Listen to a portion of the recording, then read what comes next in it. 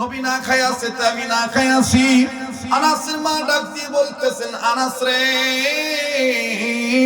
সিরাতুল মুস্তাকিমের পথিক সঠিকভাবে হতে গেলে আগে আল্লাহর প্রেম, তারপরে নবীর প্রেম, তারপরে সন্তানদের ক্ষেত্রে পিতামাতার প্রেম, পিতামাতার ক্ষেত্রে সন্তানের প্রেম। কথা বলেন ঠিক কিনা? জোরে কোন ঠিক কিনা? আনাসের মা ডাক দিয়ে কয়, আনাস রে, দেরি করার কোনো সময় নাই, যাও জলদি যাও, ইবাদত মনে করে নবীর খেদমত করব, নবীর আমি খাওয়াবো, নবীকে আমি খানা খাওয়াবো, নবীর পেটে পাথর বান্দা, যাও জলদি করে দাওয়াত দিয়ে আসো। আনাস বলে, মা গো, আমার জানা মতে ঘরে তেমন কোনো খাদ্য নাই, বলে যা আছে তাই খাওয়াবো, জলদি করে দাওয়াত দিয়ে আসো। হযরত আনাস রাদিয়াল্লাহু তাআলা দৌড় মারলেন, কিন্তু কিতাবে লিখেন পিছে আবার বারবার তাকায়, মা আমার কি খাওয়াবে, কই খানা পাবে, বুঝলাম না। হঠাৎ করে আনাস নজর করে দেখতে পান মা জননী আল্লাহর কাছে দুই হাত উঁচু করিয়া ডাইন হাতের দুইটা আঙ্গুল দেখায় ডাক দিয়া কয়, আকাশের মালিক আল্লাহ, দুনিয়ার কেউ জানে না নবী মুহাম্মদকে আমি কয় কারণে দাওয়াত দিছি, আমি জানি আর তুমি জানো। সুবহানাল্লাহ। আনাস ডাক দিয়ে কয়, আল্লাহ গো, মা দেখি তোমার সাথে কথা বলে, দুনিয়ার কেউ জানি না কেন দাওয়াত দিয়েছে আমার নবীকে, তুমি জানো আর আমার মা জানে। আমার মা দুটি আঙ্গুল উঁচু করে দেখাইতেছেন, আল্লাহু আকবার। এবার বাজান আনাস দৌড়ে চলে গেলেন, লম্বা কথা সংক্ষেপ করে দিলা। হযরত আনাস দৌড়ে যাইয়া নবীকে সালাম দিয়ে বললেন, ইয়া রাসূলুল্লাহ, ইয়া হাবিবাল্লাহ, আমার মা জানতে পারছে আপনি ক্ষুধার্ত, মা আমার দাওয়াত দিছে, আপনি দাওয়াত কবুল করছেন কিনা আমি জানার জন্য আসছি। আল্লাহ রাসূল বললেন, আনাস রে, তোমার মাকে যে বলে দাও আমি তোমার মার দাওয়াত কবুল করছি, তবে শর্ত আছে। বলে কি শর্ত হয় হযরত? ডাক দিয়ে বলতেছেন, না শর্ত হলো তোমার মায়ের বলে দিও আমি দিনের বেলায় তোমাদের বাড়িতে যাব না, আমি রাত্রি বেলায় পূর্ণিমার চাঁদ যে রাত্রে উঠবে ওই রাতে তোমাদের বাড়িতে দাওয়াত খেতে যাব। আমার ভাইরা, এই সিরাতুল মুস্তাকিমের পথে থাকলেই, আল্লাহর হুকুম মানার মাধ্যমে চলতে পারলেই, নবীর তরিকায় চলতে পারলেই ইবাদত হবে। কি হবে ভাইয়া? বলেন কি হবে? আবার বলেন কি হবে? ইবাদত। কিন্তু আল্লাহ তাআলা ইবাদতকে টিকিয়ে রাখার জন্য আল্লাহ আগে জানিয়ে দিলেন খেলাফতের বার্তা। আলেমগণ আছেন, জিজ্ঞেস করে দেখবেন, ইবাদতকে ঠিক রাখার জন্য আল্লাহ তাআলা ফেরেশতাদেরকে নিয়ে পরামর্শ করে বললেন, আমার গোলামীকে টিকিয়ে রাখার জন্য ইবাদতের আগে খেলাফতকে জমিনে কায়েম করতে হবে। এজন্য স্লোগান আমাদের হওয়া দরকার, হয়তো খেলাফত নয়তো শাহাদাত।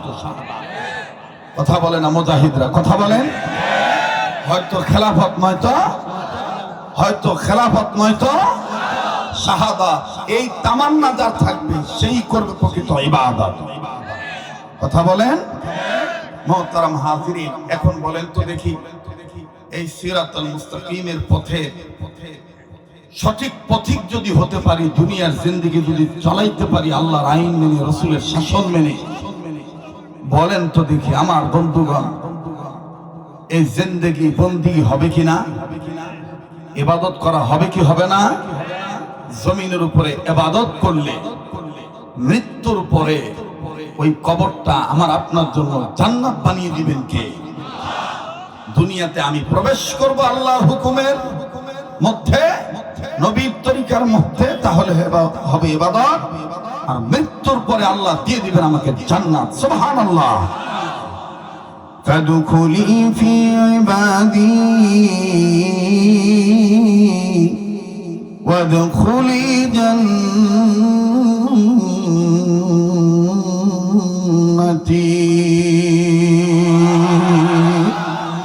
এ কথা কার? আমি এই দুটো আয়াতের অর্থকে এক জায়গায় করে গত নভেম্বর মাসের 17 তারিখ একটা গজল আমি বাংলাদেশে ছাপাই দিয়েছি। এটা আমার নিজের লেখা। আমার বন্ধুগণ, আপনারাও সেটা বলবেন, তাহলে সিরাতে মুস্তাকিমের সৌন্দর্য আরো ফুটে উঠবে।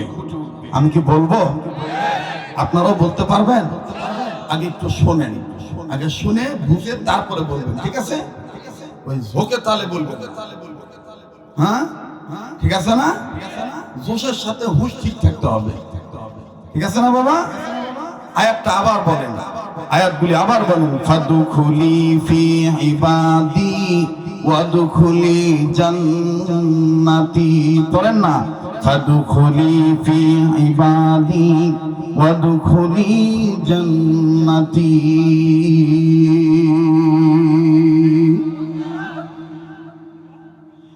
ভালো কাজে জান্নাত মিলবে, মন্দ কাজে জাহান্নাম। আরে কান্দিয়ার যুবকদের তো কণ্ঠের মধ্যে ইসলামী গজলের ভরপুর টয়টম্বুর, হকের আওয়াজ তো একেবারে সিনা থেকে শুরু করে মস্তিষ্ক পর্যন্ত, রগের শিরায় শিরায়, গিরায় গিরায়, জয়েন্টে জয়েন্টে, পয়েন্টে পয়েন্টে, এগুলো সবসময় খালি কি কয়, ভুলকি দেয়। কি করে বা? ভুলকি দেয়, মানে ঘুতায়, কথা কয় না। কি করে বা? আজকে কেন ঘুতাবছে না? ভেজাল কুটির বা, ভয় পাচ্ছেন নাকি? হ্যাঁ, কোনো ভয় নাই।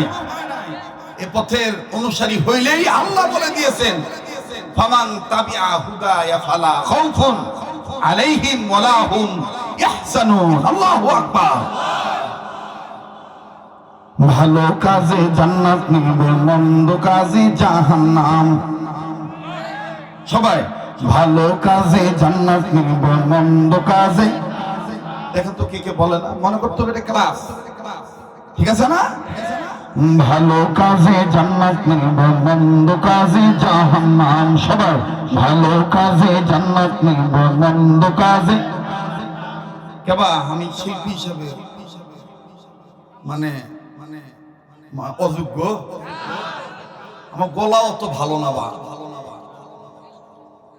বা কনসেপ্টটা একটু সরাও তো, মানে পাটা রাখতে পারতেছি না, এগুলো খেয়াল রাখার দরকার। মৌলানারা আদাবুল কোরআন খেয়াল রাখতে হবে। যাই হোক, যেটা বলতেছিলাম, গাইতে পারবেন না আপনারা আমার সাথে? আমি যে অবস্থা থেকে উঠে আসছি, আপনি আমার জায়গায় থাকলে আপনি পারতেন না। আমার মাথায় এখনো ঠিক হয় না। এটা যা কিছু বলতেছি ওলামায়ে কেরামদের নেক সহবতের বরকতে। আমার নিজস্ব কোনো তবিল এখন আর নাই, আমার মাথা কাজ করতেছে না। তারপরও আল্লাহর সাহায্য, আল্লাহ আপনি দয়া করে সাহায্য করেন, বলেন আল্লাহুম্মা আমিন। ভালো কাজে জান্নাত মিলবে, মন্দ কাজে জাহান্নাম। সবাই ভালো কাজে জান্নাত মিলবে, মন্দ কাজে। সামনের ভাইরা চুপ থাকেন, দিকে পিছনে ভাইরা কোন গ্রুপের লোক? জান্নাতি হবার চায় না জাহান্নামী হবার চায়? ভালো কাজে জান্নাত মিলবে, মন্দ কাজে মোটামুটি আছে, মোটামুটি না? আবার পিছনে ভাইরা চুপ থাকেন, সামনের ভাইরা ভালো কাজে জান্নাত মিলবে, মন্দ কাজে। এবার সামনের ভাইরা, পিছনের ভাইরা, মাঝখানের ভাইরা, দাঁড়ানো ভাইরা বলবেন, আর তাকাতাকি করবে, ভুলকা ভুলকি করবে। কে কয় না? যে কবে না মনে করবেন মন ভালো নাই, মন ভেজাল ঢুকে আছে। কথা কন ঠিক কিনা? ভালো কাজে জান্নাত মিলবে, মন্দ কাজে। যুবকরা স্পিরিট বাড়াও। আরে ভাই, মুমিনদের সামনে তো কোরআন তেলাওয়াত করলে মুমিনদের ঈমান বেড়ে যায়। কথা বলেন ঠিক কিনা? ভালো কাজে জান্নাত মিলবে, মন্দ কাজে। ভালো কাজে জান্নাত মিলবে, মন্দ কাজে জাহান্নাম। এক শ্রেণীর মানুষ আছে গুনার কাজে সময় পায়, করে না গো নেকির কাম। ভালো কাজে জান্নাত মিলবে, মন্দ কাজে। ভালো কাজে জান্নাত মিলবে, মন্দ কাজে। মানুষ রূপে জন্ম নিয়া জানোয়ারের বাবা খান, নামাজ রোজা ছেড়ে দিয়া চালু রাখছেন বাউল গান। হবে না বা, হবে না বা, তোর কি আওয়াজ নেই বা? কেবা তোমরা ইনকা করো শুনকা ঝামেলা কুটি কোনো ঝামেলা আছে? চলবে কি চলবে না? পিছনে ভাই একটু জোরে কত আল্লাহু আকবার। এই যে চেতন হচ্ছে বা এবার পিছনে বাইরে চুপ থাকেন, সামনের বাইরা নারে তাকবীর। এবার সামনের বাইরা পিছনে বাইরা মিলে দিলে মুষ্টিবদ্ধ করে খালিদ বিন ওয়ালিদের মতন হাত মুষ্টিবদ্ধ করে স্লোগান দিবেন বিপ্লবী কণ্ঠে। এই স্লোগানটা দিলেই দেখবেন মুনাফিকদের গায়ে আগুন ধরে যায়। এখনো কিন্তু আগুন অনেকের গায়ে ধরে যায়, এখনো ওয়াজ মাহফিলে বাধা আসে। হুজুর রাজনীতি পেশাল পারবি না, ওয়াজ করবেন আসি ওয়াজ করবি, হ্যাঁ তফসির করেন, চোরের ঘরের চোর তফসির কাক কয় তোর বাপ বোঝে? হ্যাঁ পেটত লাথি মারলে মানে ওটা কি কয় তোমাদের এলাকার ভাষা, কুয়া দিয়ে হাওয়া বাড়াবে, মুখ দিয়ে ভালো করে শুদ্ধ করে একটা আয়াত পড়তে পারবি না, আর তুমি তফসির মারাওছি। কথা কয় বাস্তব না বাস্তব? গতকালকে এরকম একটা ভেজাল হয়েছে, উনি পরিচয় দিয়েছে আমি বীর মুক্তিযোদ্ধা। উনি বললো যে আমি বীর মুক্তিযোদ্ধা, আমি বললাম আমি ইসলামী যোদ্ধা। এই দেশে অনেক মুক্তিযোদ্ধার কথা বলিয়া আমাদেরকে বহিরাগত বন্ধু রাষ্ট্রের আধিপত্য কায়েম করার একটা ধান্দাবাজি করা হয়। মুক্তিযুদ্ধ অবশ্যই মুক্তিযোদ্ধারা সম্মানের পাত্র, কিন্তু এটাকে পুঁজি করে কেউ যদি ইসলামী যোদ্ধাদের আঘাত করতে চায়, ওই নাস্তিক মুরতাদদের দাঁত ভাঙা জমা ইসলামেই দিতে হবে, নগদে নগদ দিতে হবে, বাকিতে কোনো আন্দোলন চলবে না। কথা বলেন ঠিক কিনা? মুহতারাম হাজিরিন, আমরা সকলে হতে চাই ইসলামী যোদ্ধা। কথা বলেন, কখনো নকশের সাথে যুদ্ধ করব, কখনো রাম বামের সাথে যুদ্ধ করব, কখনো পরাশক্তির সাথে যুদ্ধ করব, কখনো বাতিলের সাথে যুদ্ধ করব। আমাদের তামান্না একটাই, হয়তো মরব নয়তো মারব। বাঁচলে গাজী, মরলে শহীদ, মরলে শহীদ, বাঁচলে গাজী, এতেই আমার আল্লাহ হবেন রাজি। রাদিয়াল্লাহু তাআলা আনহুম ওয়া রাদু আন। আল্লাহু আকবার। নামটা দিয়েছে সিরাতে মুস্তাকিম। আমি এখানে এসে এটাকে জেহেনে মোতালা করলাম। আমাদের দেশে তো এখন বক্তারা দেখবেন ওয়াজে ওঠার আগে তাদের ভাব কি, বাদাম দ্বারা বেঁচে দেখবেন, বাদাম দ্বারা এই যে 9 মাসি পেট যে পেট ঝুলগুলোর হয় না, পেট উঁচা হওয়ার পরে হাঁটে না, তো বাদাম দ্বারা বেঁচে দেখবেন একটা ডালি লিয়া ওই 9 মাসের পেটের মতো এক বাদাম।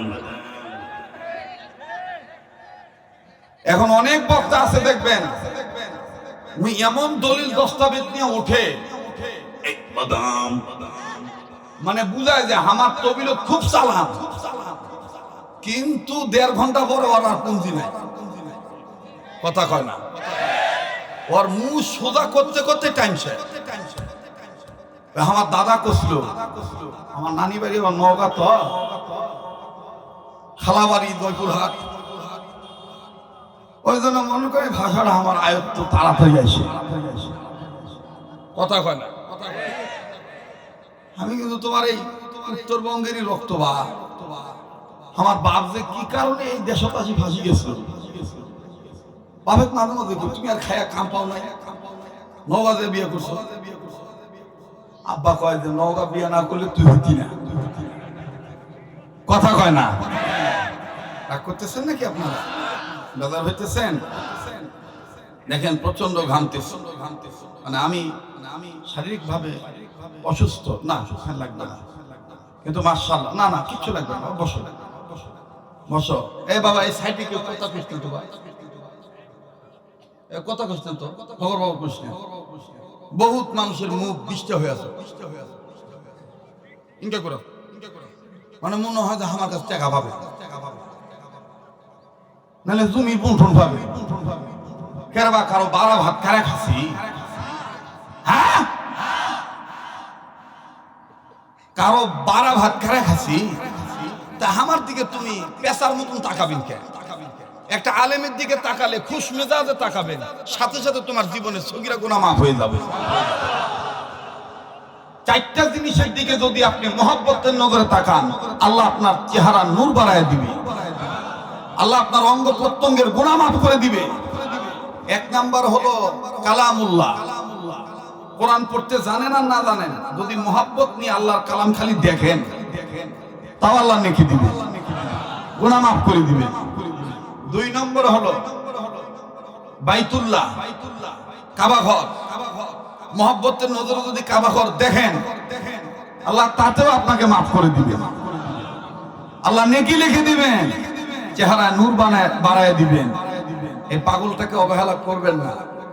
কন্টিনিউ প্রত্যেক বছর, শুধুমাত্র করোনার বছর ছাড়া 2014 সাল থেকে শুরু করে 2025 পর্যন্ত, বিশেষ করে গোটা রমজান মাস আল্লাহ আমাকে সোনার মদিনায় হযরতে বেলাল রাদিয়াল্লাহু তাআলা নামে যে মসজিদ আছে, মসজিদে বেলাল, এই মসজিদে বেলালের পাশে আল্লাহ আমাকে থুয়ে দেন।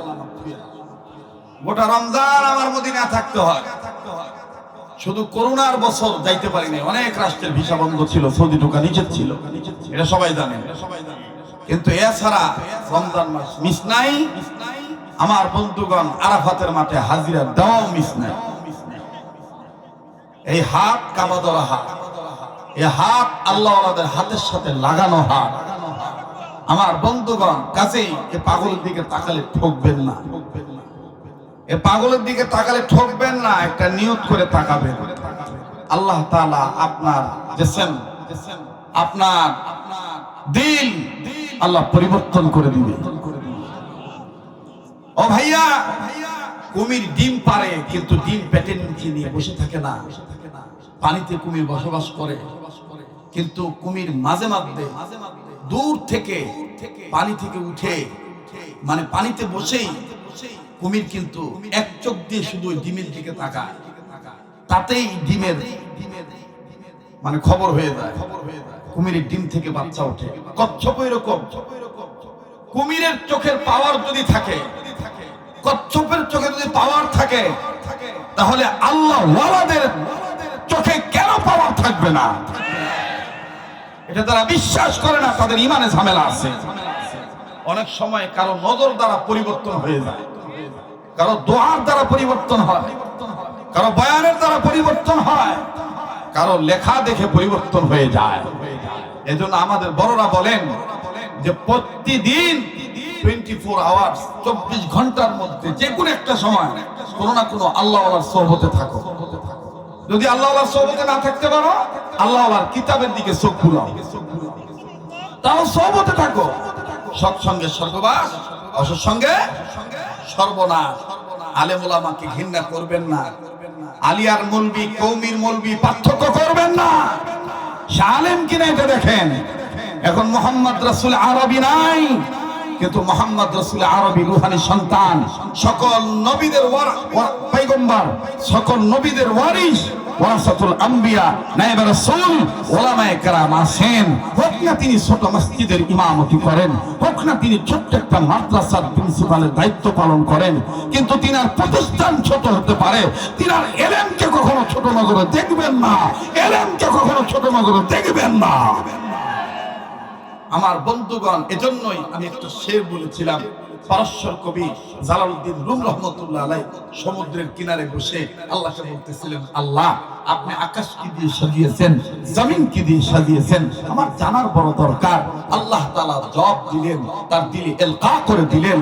আমার বন্ধুগণ, আল্লাহ জানিয়ে দিলেন, জালাল আমি আকাশকে সাজিয়েছি রৌনুক বদনে সামারা আজকা ওয়াকিব করদাই, আর জমিনকে সাজিয়েছি রৌনুক বদনে জমিরা আজ উলামা করদাই। এই জালাল, আমি আকাশ সাজাইছি সামারা তারকা দিয়া, আর জমিন সাজাইছি আমার মাহবুব বান্দা নবীদের ওয়ারিস উলামায়ে কেরামদেরকে দিয়ে।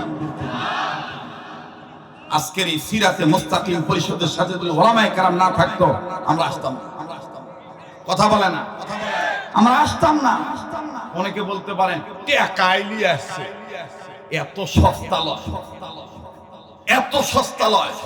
টাকা এখন মেতরের ঘরেও আছে, টাকা এখন কুটপুতির ঘরেও আছে, টাকা এখন যে ভিক্ষা করে খায় তার কাছেও আছে।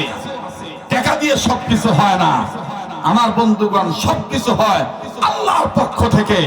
আমি আপনি এখানে কেউ ইচ্ছা করে আসি নাই, মাই আয়া নেহি আপ বুলায়ে, আমরা কেউ আসি নাই, আল্লাহ পাক আমাদেরকে ডেকে এনেছেন। কথা বলেন ঠিক কিনা? কাবার সামনে কেউ ইচ্ছা করে যায় না।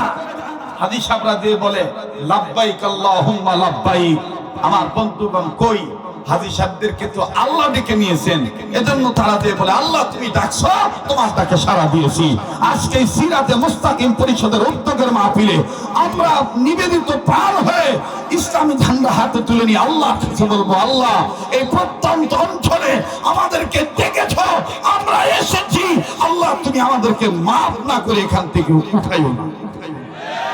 আল্লাহ আমাদেরকে কবুল না করে তুমি আমাদেরকে এখান থেকে উঠাইও না। বলেন না আমিন। আল্লাহ এই সাইনবোর্ডের সাথে আমাদের জাহের বাতিন অ্যাটাচ করে দাও। বলেন আমিন। এই সিরাতুল মুস্তাকিমের সাথে আমাদেরকে মানে হায়াত মৌত একবারে মৃত্যু পর্যন্ত যুক্ত করে দাও। বলেন না আমিন। কষ্ট হচ্ছে ভাই, বেজার হচ্ছেন? আমি কি আগাবো না পাছাবো? হ্যাঁ কেবা আগে বাড়বো না পাছক যাবো? হ্যাঁ আগে যাবো। আল্লাহ কইছে আগাবা। আল্লাহ কি কইছে? আগাইতে বলছে না?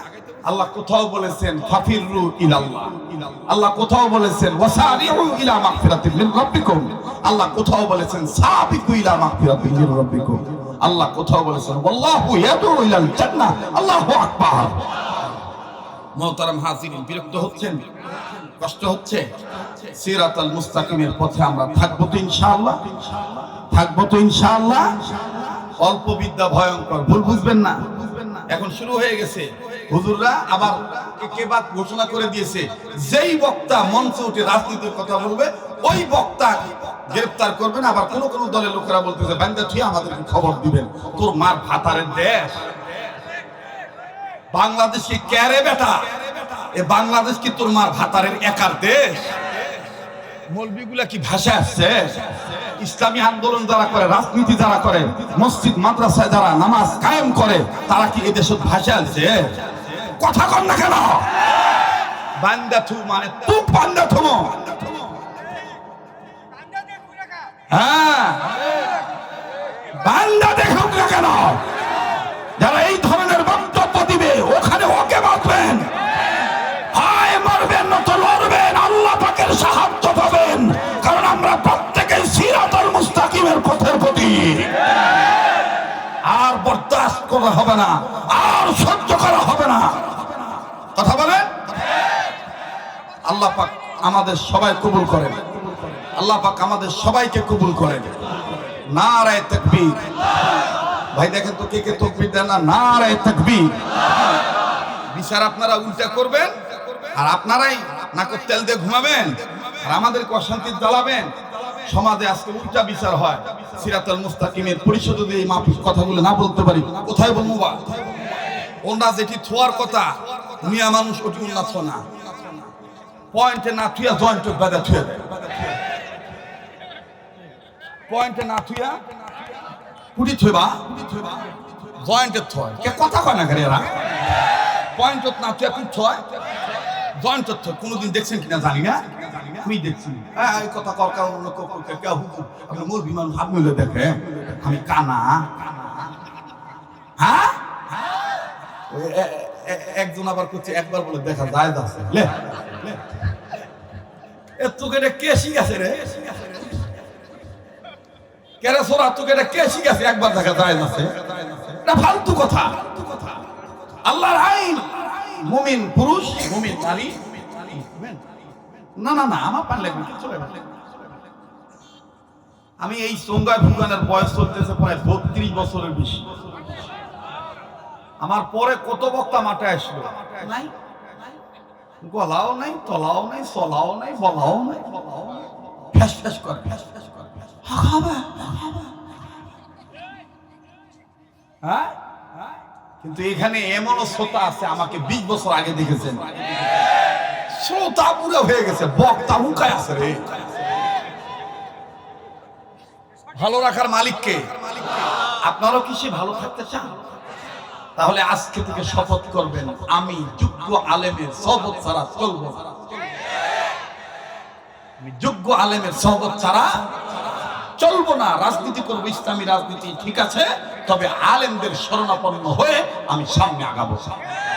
ওই চটি বই পড়ে ওই ইন্দুর মারা ওষুধ বেচার মতন দেখবেন, বাপরে বাপ মলম যে বেচে না, তার লেকচার কি কথা কয় না। হাই রে লেকচার, হাই রে বক্ক, আপনাদের ভাষাত কয় বাতিয়া, বাতিয়া পিছনে কথা কয় কে দেখতো ভাই। কিছু লোক আছে ওয়াজ করে দিবে না, আজকে পারবে না বা আমাকে সাথে, আজকে ওয়াজ জমা গেছে। আপনাদের এলাকার ভাষা কয় সাথিছে, কি হচ্ছে সাথিছে রে বা, কারণ ওলামায়ে কেরাম আটিছে। ওলামায়ে কেরাম কি করেছে?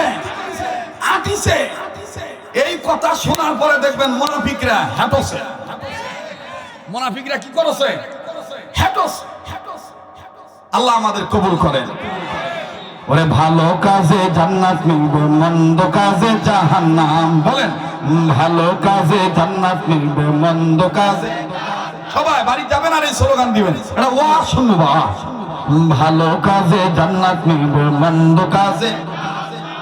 এক শ্রেণীর মানুষ আছে গুনার কাজে সময় পায়, করে না গো নেকির কাম। ভালো কাজে জান্নাত মিলবে, মন্দ কাজে। ভালো কাজে জান্নাত মিলবে, মন্দ কাজে। মানুষ রূপে জন্ম নিয়ে জানোয়ারের ভাব দেখান, নামাজ রোজা ছেড়ে দিয়ে চালু রাখছেন বাউল গান। আবার নিজের ত্রুটি ঢেকে রেখে, আবার নিজের ত্রুটি ঢেকে রেখে আলেম ওলামার গায়ে বদনাম। আলেম ওলামার গায়ে গাঁদা খাওয়া হারাম, আর উই উঠা পালাগান করে করছে। ওরে করিলে সিদ্ধির ভোগ লিয়ে আসিস কোন বয়াতিক আমার কাছে, কলজার বোতাম ফাটা যাবে। রাগ করতেছেন নাকি? গাজার যে কত নাম, এই এলাকাত মনে গাজা নাই। কোন এলাকাত কয় পুয়া, কোন এলাকাত কয় শুকনা, কোন এলাকাত কয় সবজি, কোন এলাকাত কয় সিদ্ধি, কোন এলাকায় আবার লালনের ভাষা কয় প্রেমের অঞ্জনের অমিয় সুধা।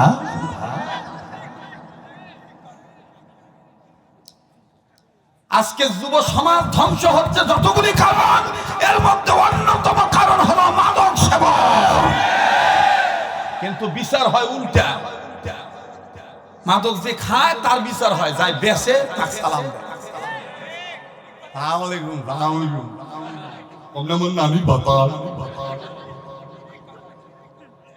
কথা কনা বলে। যদি খালি নেতারা, যদি খালি ইমামরা, যদি খালি পুলিশরা বলে এই অটো ড্রাইভার তুই গাঁজা খাচ্ছু, তোর অপরাধ আমি তোর বিচার করবো, কিন্তু তুই আগে ক এই এলাকায়, এই শ্যামপুর চারমাথা, এই পল্লী গায়ে গাঁজা আনে কেড়ে, ছাপা দেয় কেড়ে, বেচে কেড়ে, এই গুড়ার খবর কত? গুড়া কাটে আগে সাফ করা লাগবে, তবে সে সিরাতুল মুস্তাকিমের পথের প্রতীক হওয়া যাবে।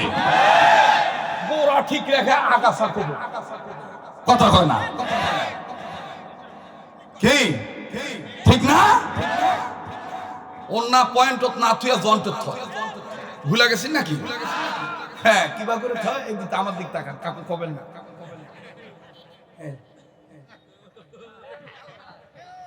কথা কয় না। অথচ বিচার হয় কার? যে ন্যাঙ্গট হয়ে ঘোরে তার বিচার নাই। কিন্তু হঠাৎ যদি চোখ পুরা যায়, তখন দেখবেন ডাক দিয়ে করবে কার বউর দিকে তাকাছুন, চোখ তুলে ফেলবো। হে কথা কয় না। আমি বলতে চাই, যারা ইফতিদার হবে, যে ছেলেরা নারীদেরকে উত্তক্ত করবে, এদেরকে অবশ্যই সামাজিক আইন মাধ্যমে বিচারের কাঠগড়ায় আনবেন, কেননা মা বোন সবার আছে। কিন্তু এই ছেলেদের চরিত্র কেন নষ্ট হচ্ছে, এদেরকে বিচারের কাঠগড়ায় আনার আগে সিরাতুল মুস্তাকিমের প্রতীক হইয়া হকের ঝান্ডা হাতে নিয়া ওই বেহায়া নারীদের আগে বিচার করা দরকার, যারা মুসলমানের দেশে বসবাস করে মুসলমানের মতন চরিত্র ধারণ করে না, উলঙ্গ বেহায়াপনা করে ঘোরাফেরা করে, এই বেহায়া নারীদের আগে বিচারের কাঠগড়া দরকার। কথা কয় না? হ্যাঁ, আমি জানি আমার কাছে জীবনে দাওয়াত দিবেন না দিলেন বা আমার এক নানা করছিল, ভালো কামলা হলে কামের অভাব হবে না রে, ভালো কামলা হলে কামের অভাব হবে না। আমি কে কামের পিছনে ঘুরু রে, মোর কাম জানা থাকলে মানুষই আমার পিছনে ঘুরবে। কথা কয় না? আল্লাহ কবুল করেন, আল্লাহ সবাইকে কবুল করেন। আর কিছুক্ষণ সময় দিবেন নাকি দোয়া করে দেব? বলেন দোয়া করে দেব? তাহলে আবার একটু সবাই যৌথ কণ্ঠে উচ্চ আওয়াজে বলেন তো আল্লাহু আকবার। আবার বলেন আল্লাহু আকবার। আমার ভাইরা তোর হাত করে মাপ চাচ্ছি, যদিও বাজান ব্যালেন্স কাজ করতেছে না, তারপরও বাজান দুনো পাশে সামনে ডাইনে বামে ওলামায়ে কেরামরা আছেন, ওনাদের দোয়ার বরকতে কিছু কথা বলতে পারতেছি। কেউ কারো দিকে তাকাবেন না, একটা ফোঁটা চোখের পানি দেখেন ফালাইতে পারেন কিনা। কান্না না আসলো কান্নার ভান ধরবেন, কান্নার অভিনয় করলো আমার আল্লাহ মাফ করিয়া দিবে। আল্লাহ বলেন ওয়ামা আতাকুমুর রাসূল ফাখুযুহু ওয়ামা নাহাকুম আনহু ফান্তাহু। আমার রাসূল আমার পক্ষ থেকে তোমাদেরকে যা ধরতে বলে তোমরা সেটা মজবুত করে ধরবা, আমার রাসূল তোমাদেরকে যেটা ছাড়তে বলে সেটা তোমরা ছেড়ে দিবা। অনুরোধ করে বলবো কেউ কারো দিকে তাকাইবেন না, নিজের দিকে নিজে তাকাইবেন। আমার বন্ধুগণ খেল তামাশা করার জন্য আসে নাই। আমি এতক্ষণ যে আন্তরিকতা ব্যবহার করলাম এটাও আল্লামা তকি উসমানী আল্লামাহুল বায়ান আয়াতের তাফসীর করতে যাইয়া তাফসীরে তাওজিহুল কোরআনের মধ্যে হযরত লিখেছেন, যদি কোনো অঞ্চলের আঞ্চলিকতা কব্জ করতে পারো, অঞ্চলের আঞ্চলিকতা কব্জ করিয়া যদি তুমি বয়ান করতে পারো, তাহলে ওই উম্মতের আন্তরিকতা তোমার জন্য বৃদ্ধি পাবে। মনে হবে আমাদের ঘরের সন্তান, মনে হবে আমাদের আত্মীয়, রক্তের বক্ত আত্মার আত্মীয়। কথা বলেন ঠিক না বেঠিক? বাবাজি জীবনের শেষ বয়ান মনে করে বয়ান করছি, দেখেন তো এক ফোঁটা চোখের পানি ফালাইতে পারেন কিনা। কার পিছনে জানি মালাকুল মউত দাঁড়ায় আছে, কার জন্য জানি জঙ্গলার বাঁশ রেডি হয়ে গেছে, কার জন্য জানি কাফনে কাপড় তৈরি হয়ে গেছে, কার জন্য জানি কবরের মাটি বায়না হয়ে গেছে। বাবাজি দিনের বেলার মাহফিল, ইচ্ছা থাকলো বাজান শাখা পোশাকা ব্যাখ্যা তর্জমা সামনুল প্রেক্ষাপট আমার বন্ধুগণ খুলুম খোলা বিস্তারিত বলা যায় না। সময়ের কারণে আমার বন্ধুগণ টাইম সংকুচিত হওয়ার কারণে ইচ্ছা থাকা সত্ত্বেও বাজান আমার বন্ধুগণ কথা ছোট করে আনতে হয়। ও ভাইয়া ও বন্ধু প্লিজ খেয়াল করবেন, একটা কথা যেন হাত ছাড়া না হয়, দিলের কান লাগায় কথাগুলি শুনবে। আল্লাহ রাসূল বললেন তোমরা হক ধরো, বাতিল ছেড়ে দাও, তোমরা ন্যায় ধরো, অন্যায় ছেড়ে দাও, তোমরা ইবাদত করো, গুমরাহি ছেড়ে দাও, আল্লাহর আইন মানো। এখন আপনারা বলেন বাপ ভাইরা, সিরাতে মুস্তাকিমের পথের পথিক হতে গেলে মা বাবার খেদমত করা লাগবে কি লাগবে না?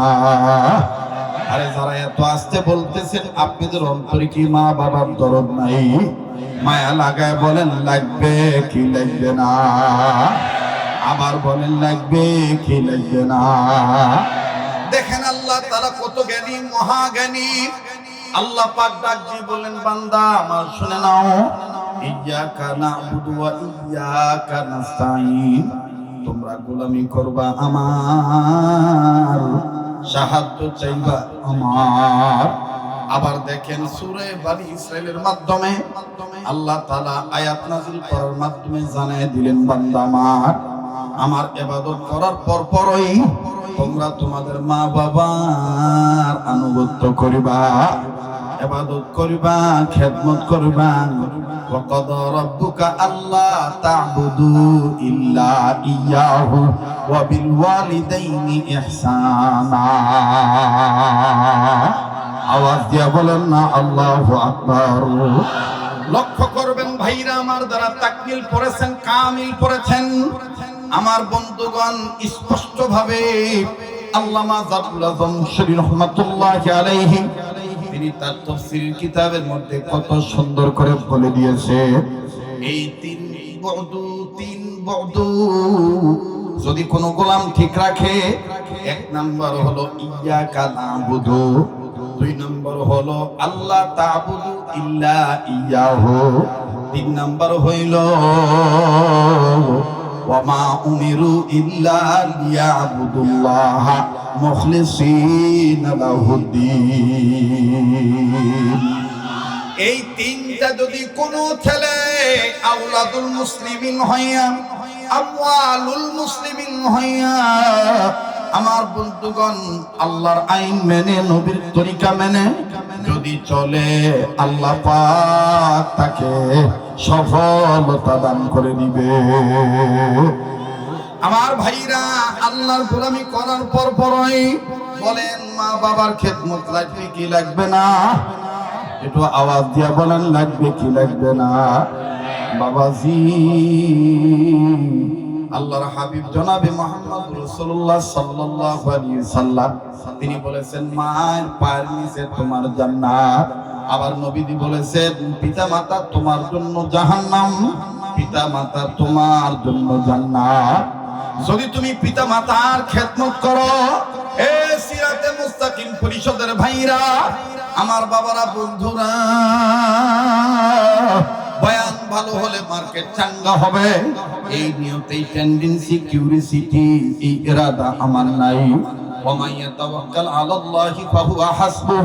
আমার বন্ধুগণ, আল্লাহর উপর ভরসা, যার আল্লাহর উপর ভরসা থাকে তার জন্য আল্লাহই যথেষ্ট হয়ে যায়। মুমিনগণ সিরাতে মুস্তাকিমের পথের প্রতীকেরা, ওয়াকাফা বিল্লাহি ওয়াকিলা, আল্লাহু আকবার। আমার বন্ধুগণ বলেন, অভিভাবক মানে কাকে? উকিল মানে কাকে? জিম্মাদার মানে কাকে? বাবাজি, আল্লাহু আকবার, আল্লাহু আকবার। ছোট্ট আকারে হাদিস থেকে ঘটনাটা শুনে দেই। ও যুবক, কোন মায়েরে তুমি বুড়া কয়ে গালি দাও? যুবক, কোন বাবারে তুমি বুড়া কয়ে গালি দাও? আমার বন্ধুগণ, সাহাবী আনাস রাদিয়াল্লাহু তাআলা আনহু নবীর দরবার থেকে মায়ের কাছে যাচ্ছেন। আল্লাহ রাসূল বলতেছেন, আনাস, কোথায় তুমি যাইবা? লাগবে কই, ইয়া রাসূলুল্লাহ, মার কাছে যাব। নবী বলতেছেন, মার কাছে তো যাইবা, আমি নবীর কাছে বলার দরকার নাই, যাও যাও। আল্লাহ রাসূলের পরই মায়ের খেদমত করা, বাবার খেদমত করা, এদেরকে মেনে চলা, এটা আল্লাহর নির্দেশ। মা বাপ যার প্রতি রাজি খুশি, আল্লাহ পাক তার প্রতি রাজি, সুবহানাল্লাহ। মা বাপ যার প্রতি বেজার, তার প্রতি আল্লাহ বেজার। কথা কোন ঠিক কিনা? মুহতারাম হাজিরিন, হযরত আনাস রাদিয়াল্লাহু তাআলা আনহু একটু খেয়াল করবেন বাজান। তবে জিজ্ঞাসা করে জানতে চাই, বলেন তো দেখি, সন্তানের ক্ষেত্রে আমার ভাইরা, নবী, রাসূল, ওলি, গাউস, কুতুব, পীর, বক্তা, আলেম, ওলামা, এদের চাইতে মা বাবার দোয়ার বরকত কম না বেশি? বোঝেন নাই মনে হয়, বোঝেন নাই। বেটা বেটির ক্ষেত্রে, ছেলে মেয়ের ক্ষেত্রে, সন্তানের ক্ষেত্রে পীরের চাইতে, আলেম ওলামার চাইতে, এমনকি নবী রাসূলের চাইতেও মা বাবার দোয়ার বরকত অনেক বেশি। ও ভাইয়া, তুমি জ্ঞানার হতে চাও? ও ভাইয়া, তুমি কমাইতে চাও তোমার পেনার, তুমি কমাইতে চাও তোমার টেনশন, বাড়াইতে চাও তোমার পেনশন, তুমি আপডেট করতে চাও তোমার পজিশন, তুমি সকল জায়গায় হতে চাও কনগ্রেচুলেশন, তুমি সকল জায়গায় হতে চাও সিলেকশন, তুমি সকল জায়গায় তোমার নাম দিতে চাও রেজুলেশন, বাড়াইতে চাও তোমার পজিশন, ঠিক রাখতে চাও পজিশন। মনে রাখো তোমার এই পজিশন ঠিক রাখতে গেলে মা বাবাকে খুশি করা তোমার প্রয়োজন। কথা বলেন ঠিক না ঠিক? এই জিনিসটা বোঝানোর জন্যই সিরাতে মুস্তাকিম পরিষদের সদস্য ভাই বন্ধুদের এই আয়োজন। কথা কয় না? হাত তালে আমি চিন্তা গবেষণা করে কই ওলামায়ে কেরামদের পক্ষ থেকে দিয়ে দিলাম ভাষণ, যাতে উম্মত সহজে করতে পারে গ্রহণ। এটা আপনাদের কাছে বিনয় সহিত আমার আবেদন, আল্লাহ কবুল করেন, বলেন আমিন। এখন যদি দেন পারমিশন আমি সামনে কথা আগাবো। ভাইরা আমার, কথার আওয়াজ আসতে দিতে, কথা তো বাইরে এই কথার আওয়াজ আসলে ঝামেলা হয়, ওয়াজ শুনতে হয় নীরব। এজন্য রাত্রিবেলায় ভালো, কথা কয় না। যাই হোক, আমার দিক টাকা হযরত আনাস বলতেছেন, ইয়া রাসূলুল্লাহ আমি মার কাছে যাইতেছি। মার কাছে গেছে, যাওয়ার পরে আল্লাহ রাসূলের সাহাবী আনাসের দিকে মা খালি বারবার তাকায়, বারবার তাকায়, বারবার তাকায়, বারবার তাকায়, বারবার তাকায়। আনাস বলে, মা গো আপনি এইভাবে তাকান কেন? মা বলতেছেন, বেটা তোকে আগেও দেখছি, কিন্তু নবীর দরবারে যাওয়ার পর থেকে দেখার পরে যত দেখি ততই খালি ভালো লাগে, ততই খালি ভালো লাগে। তো চেহারায় কেমন যেন একটা স্পেশাল নূর আসি গেছে। আনাস বলতেছেন, মা এটা আমার কিছু না, এটা মুহাম্মদ সাল্লাল্লাহু আলাইহি সাল্লামের সাহাবতের বরকত। যখন সুবহানাল্লাহ। এবার হযরত আনাস বলতেছেন, মা আমি আপনাকে দেখতে আসছি, আপনি আমার জন্য দোয়া করবেন। হযরত আনাসের মা বিদায় দিলেন। বিদায় দেওয়ার সময় আবার পিছন থেকে কেউ লিখেছেন, কোন মুসান্নিফ লিখেছেন, এই আপনার কাপড় টেনে ধরেছেন অথবা কাঁধে হাত দিয়েছেন, মানে বেগিয়ে আসতে বলছে। আসতে বলে বলতেছে, বেটা কবে আবার আসবে বলো? হযরত আনাস বলতেছেন, ইনশাআল্লাহ আল্লাহ যদি বাঁচায় রাখে আগামী 2-3 দিন পর আবার আমি আসবো ইনশাআল্লাহ। এটা বললেন হযরত আনাস। তো আনাসের মা তৎকালীন সময় আমার বন্ধুগণ পাথরের মধ্যে খোদাই করে লিখে রাখলেন, আমার বেটা হায়াতে বেঁচে থাকলে অমুক দিন আসবে, অথবা কেউ লিখেছেন চামড়ার টুকরার উপরে লিখে রাখলেন। হযরত আনাস রাদিয়াল্লাহু আনহু মা ডাক বয়ান করতেছি, প্লিজ দিলটাকে বুঝান, দিল নরম হয়ে যাও, দিল তুমি কান্দার ভান করো, আল্লাহ পাক কান্নার ভান করলে আল্লাহ মাফ করে দিবে। আ ভাইয়া, এইবার সাহাবী আনাসের মা ডাক দিয়ে কয়, বেটা বুঝলাম তুমি খাই নবী না খাইলে না খাইয়া থাকো, কিন্তু আসার সময় বারবার পেটে হাত দাও কেন? আনাস ডাক দিয়ে কয়, মারে ঘরে যাইয়া কাপড় তুললে পেটের কাপড় সরাইলে বুঝবি কেন পেটে হাত দেই। এবার হযরত আনাসের মা আনাসকে জড়ায় ধরলেন, জড়ায় ধরে হাতটা নিয়ে আমার বন্ধুগণ তাঁবুর মধ্যে ঘরের মধ্যে প্রবেশ করলে। ঘরের মধ্যে প্রবেশ করার পর আনাস রাদিয়াল্লাহু তাআলা আনহু আমার বন্ধুগণ বিছানায় পিঠ লাগাইলে। যখন বিছানায় পিঠ লাগাইলেন, পেটের কাপড় পেটের চাদর অটোমেটিক সরে গেল। হযরত আনাসের মার চোখ আনাসের পেটে পড়ে গেল। নজর করে দেখে আনাসের পেটে কেমন জানি ছোট ছোট পাথর বাঁধা। আনাসের মা ডাক দিয়ে, বেটারে পাথর কেন বাঁধা? আনাস কান্দার ডাক দিয়ে, মাগো এই পাথর আমি এমনি বাঁধি নাই, নবী পেটে পাথর বাঁধছে তাই আমিও বাঁধছি। আল্লাহর নবীর বাড়ি থেকে যখন আমি আসতেছিলাম, নজর করে দেখি হাবিবে কিবরিয়া রাসূল আরবি উনি পেটের মধ্যে পাথর বাঁধতেছেন, তল পেটে পাথর বাঁধতেছেন। আমি রাসূলকে বললাম, ইয়া রাসূলুল্লাহ আপনি পেটে পাথর বাঁধলেন কেন? নবী বলেন, আনাস রে আমি মুহাম্মদের বাড়ির চুলাস কয়েকদিন যাবত আগুন ধরে না। আমি মুহাম্মদের পেটে জবর খিদার যন্ত্রণা নিবানোর জন্য আমি পেটে পাথর বেঁধেছি। আল্লাহ রাসূলের সাহাবী আনাস বললেন, ইয়া রাসূলুল্লাহ, অনুমতি দিলে আমিও পেটে পাথর বাঁধতাম। নবী মা আমার অনুমতি দিছে, আমি পেটে পাথর বেঁধে ফেলেছি। নবী না খায় আছে, আমি না খায় আছি। আনাসের মা ডাক দিয়ে বলতেছেন, আনাস রে, সিরাতুল মুস্তাকিমের পথিক সঠিকভাবে হতে গেলে আগে আল্লাহর প্রেম, তারপরে নবীর প্রেম, তারপরে সন্তানদের ক্ষেত্রে পিতামাতার প্রেম, পিতামাতার ক্ষেত্রে সন্তানের প্রেম। কথা বলেন ঠিক কিনা? জোরে কোন ঠিক কিনা? আনাসের মা ডাক দিয়ে কয়, আনাস রে, দেরি করার কোনো সময় নাই, যাও জলদি যাও, ইবাদত মনে করে নবীর খেদমত করবো, নবীর আমি খাওয়াবো, নবীকে আমি খানা খাওয়াবো, নবীর পেটে পাথর বান্দা, যাও জলদি করে দাওয়াত দিয়ে আসো। আনাস বলে, মা গো, আমার জানা মতে ঘরে তেমন কোনো খাদ্য নাই, বলে যা আছে তাই খাওয়াবো, জলদি করে দাওয়াত দিয়ে আসো। হযরত আনাস রাদিয়াল্লাহু তাআলা দৌড় মারলেন, কিন্তু কিতাবে লিখেন পিছে আবার বারবার তাকায়, মা আমার কি খাওয়াবে, কই খানা পাবে, বুঝলাম না। হঠাৎ করে আনাস নজর করে দেখতে পান, মা জননী আল্লাহর কাছে দুই হাত উঁচু করিয়া ডাইন হাতের দুইটা আঙ্গুল দেখায় ডাক দিয়া কয়, আকাশের মালিক আল্লাহ, দুনিয়ার কেউ জানে না নবী মুহাম্মদকে আমি কয় কারণে দাওয়াত দিছি, আমি জানি আর তুমি জানো। সুবহানাল্লাহ। আনাস ডাক দিয়ে কয়, আল্লাহ গো, মা দেখি তোমার সাথে কথা বলে, দুনিয়ার কেউ জানি না কেন দাওয়াত দিয়েছে আমার নবীকে, তুমি জানো আর আমার মা জানে। আমার মা দুটি আঙ্গুল উঁচু করে দেখাইতেছেন, আল্লাহু আকবার। এবার বাজান আনাস দৌড়ে চলে গেলেন, লম্বা কথা সংক্ষেপ করে দিলা। হযরত আনাস দৌড়ে যাইয়া নবীকে সালাম দিয়ে বললেন, ইয়া রাসূলুল্লাহ, ইয়া হাবিবাল্লাহ, আমার মা জানতে পারছে আপনি ক্ষুধার্ত, মা আমার দাওয়াত দিছে, আপনি দাওয়াত কবুল করছেন কিনা আমি জানার জন্য আসছি। আল্লাহ রাসূল বললেন, আনাস রে, তোমার মাকে যে বলে দাও আমি তোমার মার দাওয়াত কবুল করছি, তবে শর্ত আছে। বলে, কিয়া শর্ত है হযরত?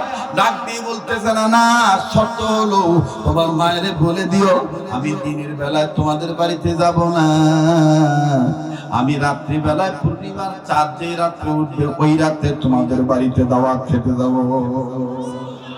আনাস বলতেছেন, ইয়া রাসূলুল্লাহ, জীবনে আমার সামনে কত মানুষ আপনাকে দাওয়াত দিল, মুমিন দাওয়াত দিল, মুনাফিক দিল, ফাসিক দিল, কাফের দিল, ইহুদ দিল, নাসারা দিল, বেঈমান দিল, গরীব দিল, ধনী দিল, ছোট দিল, বড় দিল, কিন্তু আপনি কোনোদিন শর্ত লাগান নাই। আর আমি আপনার সাথে সবসময় থাকি, আমার বাড়িতে আপনি যাবেন, আমার মা আপনাকে দাওয়াত দিছে, আপনি কবুল করলেন, বাট শর্ত লাগাইলেন। বললাম না। নবী ডাক দিয়ে বলতেছেন, কেন শর্ত লাগাইলাম, কেন পূর্ণিমার চাঁদ উঠলে আমি যাব? এই ঘটনা তোমার মাকে তুমি বলিও, তোমার মাই উত্তর দিবে।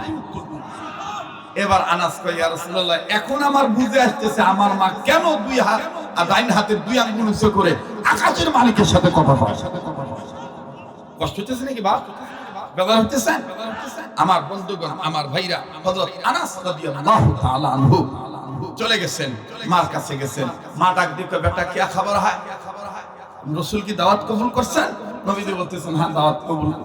মা বলতে আনাস বলতেছেন, হ্যাঁ দাওয়াত কবুল করছেন, তবে মা নবীজি শর্ত দিয়েছেন, নবীজি দিনে আসবে না, রাতে আসবে পূর্ণিমার চাঁদ ওঠার পরে। হযরত আনাসের মা কপালে থাপড়া দিয়ে বলে, আল্লাহু আকবার, আমার মনের গোপন খবর নবী জানলো কেমন? কে রে আনাস, নবী কি গায়েব জানে? আনাস বলতেছে, না মা, গায়েবের মালিক তো, কথা কয় না, গায়েবের মালিক কে?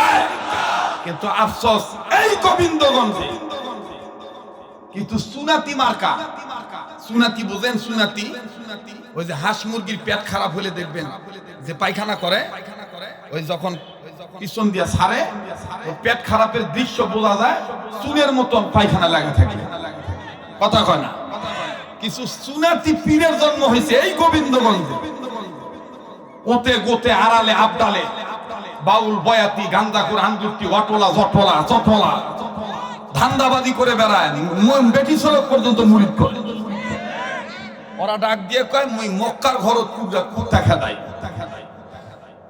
পাক না পাকের তমিজ নাই, এলেম নাই, অথচ সে পীরের দাবি করে। কতক্ষণ ঠিক কিনা? রাগ করতেছে নাকি ভাই? গায়েবের মালিক কোনো পীর নয়, গায়েবের মালিক কোনো নবী পর্যন্ত নয়। হ্যাঁ, আল্লাহ যদি কোন রাসূলকে গায়েব জানায় তাইলে রাসূল জানতে পারেন, আল্লাহ না জানাইলে জানবেন না। গায়েবের একমাত্র মালিক কে? যারা বলেন কে? আল্লাহ। হযরত আনাস বললেন, মাগো আল্লাহ রাসূল গায়েবের মালিক না, তবে আল্লাহ যদি রাসূলকে গায়েব জানায় তাহলে কেউ ঠেকা রাখতে পারে না। মা বুঝলাম না, কি তোমার মনের গোপন খবর? বাবা রে, আমি তো দাওয়াত দিছি দুই কারণে। নাম্বার এক, তোরা সবাই বলিস মুহাম্মদের চেহারা অনেক সুন্দর, পৃথিবীর কোন সুন্দরের সাথে নবীর চেহারা সুন্দরের তুলনা করা যায় না। আমি একটু মন চাই নবীর চেহারা দেখবো।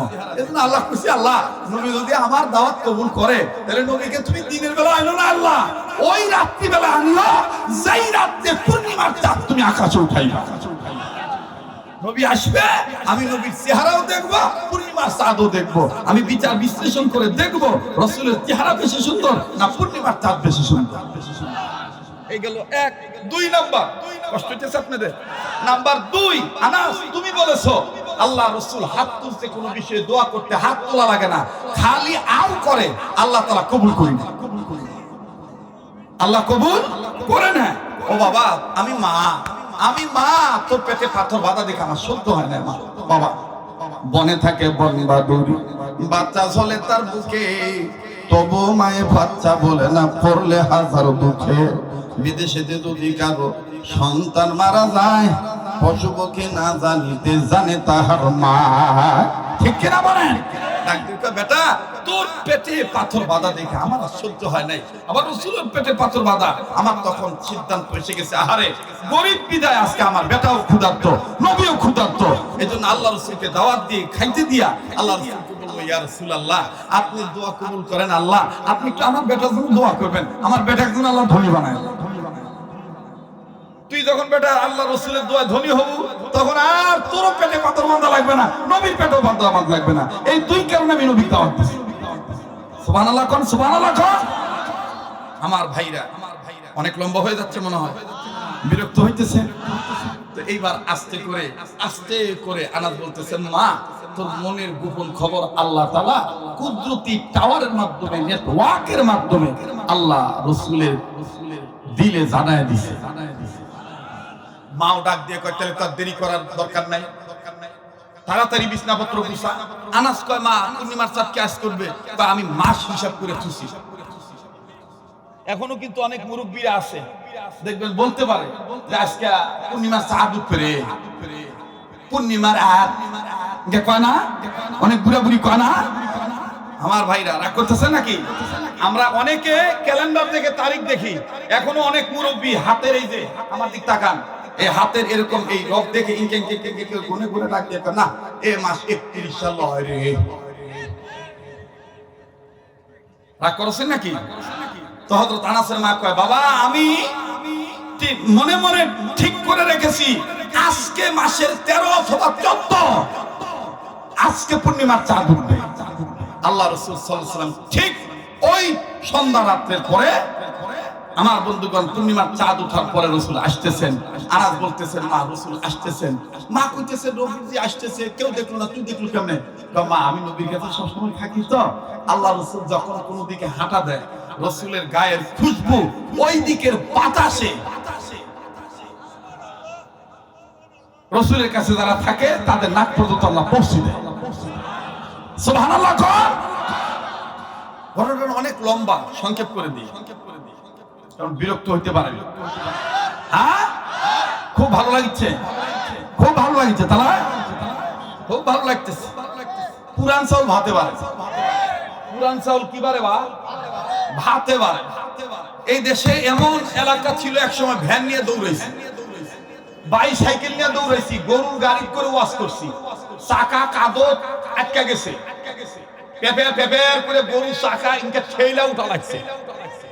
আমি সেই দিনের বক্তা, কথা কয় না। আমার বন্ধুগণ, জীবনের প্রথম ওয়াজ শুরু করি, আমার জীবনের প্রথম গাইবান্ধা গোবিন্দগঞ্জ, ওই যে পান্তাপাড়া পাশেই, এদিকে আপনার কি বলে এটাকে, এই ভুলে গেছি, বালুয়াঘাটের যে একটা রাস্তা আছে না, ওই রাস্তায় গোবিন্দগঞ্জ খলসি কোরআন হাফিজিয়া মাদ্রাসা একটা আছে। ওই খলসি কোরআন হাফিজিয়া মাদ্রাসা জীবনের প্রথম ওয়াজ করি, বাবার টাকা দিচ্ছিল 350 টাকা। ওটা এখনো বান্দা থুসি, ওটা আমার জীবনের স্মৃতি। কাজেই গাইবান্ধার মানুষের কাছে আমি চিরঋণী, ওনারা আমাকে জীবনের প্রথম খবর দিয়েছেন। আলহামদুলিল্লাহ, যে যার স্থান যেখান থেকে যার উত্থান, আল্লাহ তাআলা সেখানে তাকে তার আরো ডেভেলপ করেন। কেন? এটা অন্তরের আন্তরিকতার কারণে। কথা বলেন ঠিক কিনা? এবার আনাস বলতেছেন, মা নবীজি আসতেছেন, আল্লাহ রাসূলের সাহাবীর মা বলতেছেন, তুমি তো বলছো 100 নবী আসতেছে। রাত করে আনাসের মা দেখতেছে নবী আসতেছে। আনাসের মা আনাসকে বললেন, আনাস তুমি আমার সামনে দাঁড়াও, আমি তোমার কাঁধের উপরে থুতুনিটা বাঁধাও, নবীর চেহারা দেখবো, পূর্ণিমার চাঁদ দেখবো। আমার বন্ধুগণ, আমার ভাইরা, আনাসের মা যখন আনাস নবী আসতেছেন, আনাস দাঁড়াইলেন। আনাসের মা কাঁধে মুখটা রাখিয়া আনাসের মাথাটা সুন্দর করে ধরে ধরিয়া কান্দে আর ডাক দিয়ে সুবহানাল্লাহ সুবহানাল্লাহ, মানুষ এত সুন্দর হইতে পারে। আনাস বলে, মা কেমনে বুঝলি? বাবারে ওয়াল্লাহি রাব্বিল কাবা, আল্লাহর কসম করে বলতেছি, কাবার মালিকের কসম করে বলতেছি, পূর্ণিমার চাঁদের গায়ে দাগ আছে। আমার রাসূলে আরবি মুহাম্মদ রাসূল সাল্লাল্লাহু আলাইহি সাল্লামের চেহারার মধ্যে কোনো কলঙ্ক নাই। আনাস বলে, মা গো এক নম্বরটা বুঝে পালু? কয় হ্যাঁ, এক নম্বরটা আমি বুঝে পাইলাম।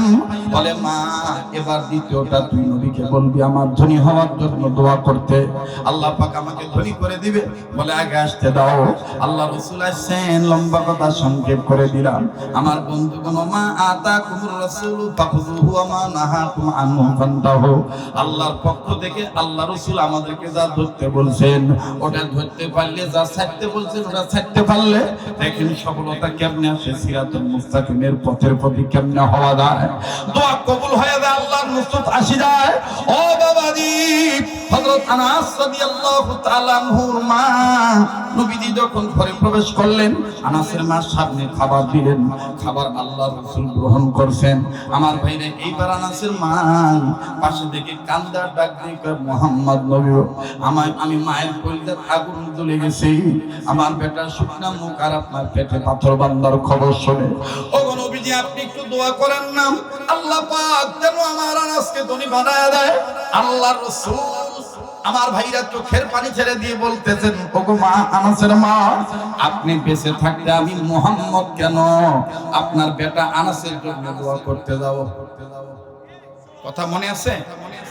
সন্তানের ক্ষেত্রে পীরের চাইতে, নবীর চাইতে, বক্তার চাইতে, আলেম ওলামার চাইতে মা বাবার দোয়ার বরকত বেশি। সুবহানাল্লাহ।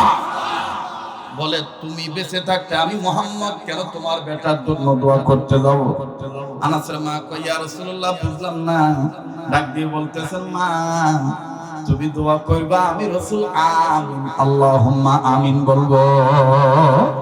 বাবার আল্লাহ রাসূল সাল্লাল্লাহু আলাইহি সাল্লামের সাহাবীর মা দেরি করলেন না, ডাক দিয়ে বলে, মুহাম্মদ তুমি এত বড় মাইন্ডের মানুষ, এত উদার মনের মানুষ, এত সফট কর্নারের মানুষ, এত দিল বড়ওয়ালা মানুষ, তুমি বলতেছো তুমি তোমার আনাসের মাকে দোয়া করার জন্য? আল্লাহ রাসূল তখন কান্দার ডাক দিয়ে কয়, আনাসের মা, আপনার কান্না দেখে আমার মা আমেনার কথা মনে হয়ে গেল। ভাইয়া, দুনিয়া যাদের মা বাপ নাই তাদের মতন বড় দুঃখী আর কেউ নাই। দেখেন কেমনে আনাস ধনী হয়ে যায়। আমার বন্ধুগণ, আমি বলবো আধা মিনিটে খালি সংক্ষেপে একটা উদাহরণ দেই। দাঁত থাকতে দাঁতের মর্ম বোঝা যায় না, মা বাপ বেঁচে থাকতে মা বাবার কদর বোঝা যায় না, মা বাপ মরিয়া গেলে বোঝা যায় আরে কত বড় নিয়ামত হারাইলাম। আমার বন্ধুগণ, আজ কদিন যাবত বাসা থেকে বের হয়েছি, বাচ্চা মেয়েটা বারবার ডাক দিয়ে কয়, আম্মু আছে, টাকা আছে, পয়সা আছে, কিন্তু তুমি আব্বু বাড়িতে না, আমার কিচ্ছু ভালো লাগে না, আমি ঘুমিয়ে শান্তি পাই না, মাঝে মধ্যে নিজে নিজে কান্দি আর ডাক দিয়ে, আল্লাহ এই মায়া তো একদিন ছিন্ন করিয়া কবরে যাইতে হবে। ও ভাইয়া, যার বাবা নাই তার মতন বড় দুঃখী আর কেউ নেই। ছোট ছোট অনেক প্রতিষ্ঠান আপনাদের এলাকায় আছে, আমারও নিজ প্রতিষ্ঠান আছে। নিজের প্রতিষ্ঠানের বারান্দায় দাঁড়াইয়া বাদাল আসর নামাজের পরে বাচ্চাদের খেলা দেখতেছি, খুব ভালো লাগতেছে খেলার দৃশ্য। হঠাৎ করে গেটের দিকে নজর গেল, নজরে ধরা পড়লো একজন বাবা হাতে কয়েকটা ব্যাগ নিয়ে দাঁড়ায় আছে, বেটার সাথে সাক্ষাৎ করবে, কিন্তু কোন বেটার বাপ এটা আমার জানা নাই। আমার ভাইরা বাপ খালি বারবার উকি ঝুঁকি মারে, বেটা কই বেটা কই। অন্যান্য ছাত্রদেরকে ইশারা করে ডাক দাও, ওকে ডাক দাও, নানা বেটার কোনো খেয়াল নাই। কিন্তু হঠাৎ করে আমার নজরে ধরা পড়লো 5-7 জন ছাত্রের মধ্যে একটা ছাত্র হাফ হাতা গেঞ্জি গায়ে দিয়ে আছে, ঘামের পানিতে গেঞ্জি ভিজিয়ে গেছে, বিভিন্ন অঙ্গ প্রত্যঙ্গে ধুলাবালি ময়লা লেগে আছে। ওই বেটার নজরে বাপ পড়ে গেছে।